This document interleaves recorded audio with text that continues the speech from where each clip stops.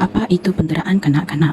Dalam video ini, kita akan bincang definisi penderaan kanak-kanak, bentuk penderaan kanak-kanak, punca dan juga kesan penderaan kanak-kanak.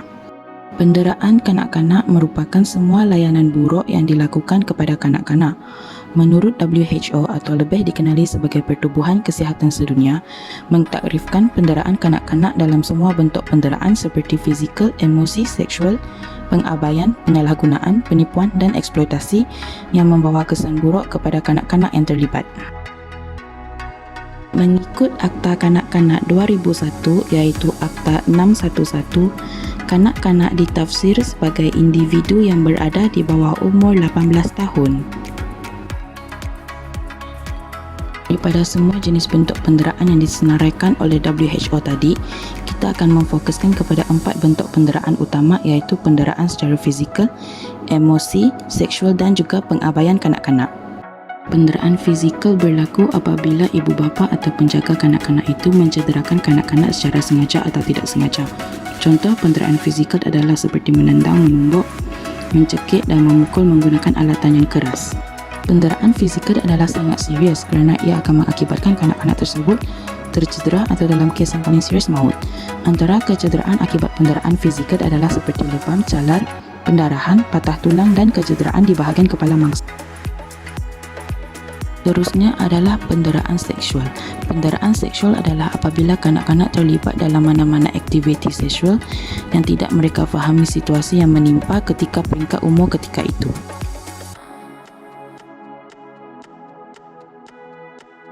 Bentuk-bentuk penderaan seksual adalah seperti melakukan seks dengan budak yang berada di bawah umur, merogol kanak-kanak, mendedahkan alat sulit mangsa, menjalankan aktiviti pelacuran kanak-kanak dan menghasilkan video lucah atau pornografi yang melibatkan kanak-kanak.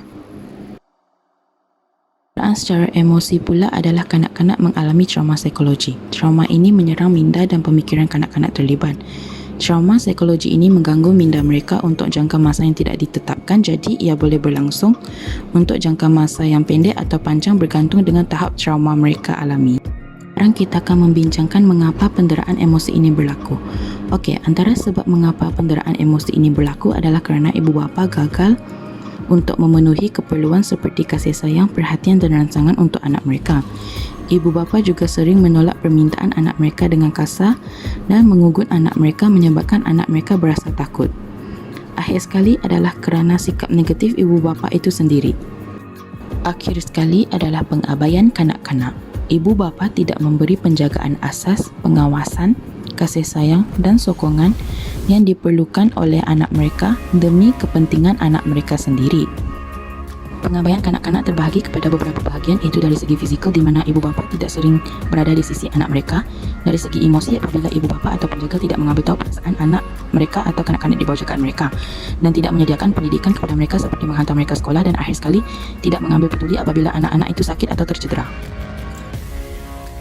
Mengapa kes penderaan ini semakin berleluasa adalah kerana masalah kesempitan wang, especially semasa musim pandemik ini kerana banyak sektor perniagaan terpaksa ditutup menyebabkan ramai kehilangan sumber menjana wang.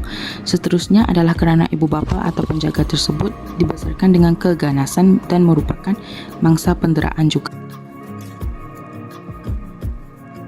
Penderaan kanak-kanak meninggalkan kesan yang negatif kepada mangsa dera.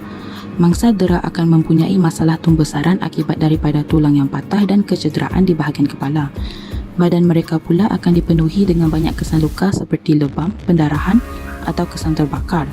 Malah, perwatakan mereka juga akan turut terseksa seperti mereka menjadi antisosial kerana takut dengan pergaulan sosial. Kesimpulannya, isu ini harus diambil serius kerana kanak-kanak ini merupakan masa depan negara. Antara yang dapat kita lakukan untuk membantu mereka adalah dengan memberi bantuan kaunseling kepada mereka dan juga keluarganya. Dengan bantuan ini, kita dapat menasihati keluarga mereka, keburukan tindakan mereka dan juga memberi jalan alternatif lain untuk mendisiplin anak mereka selain daripada keganasan.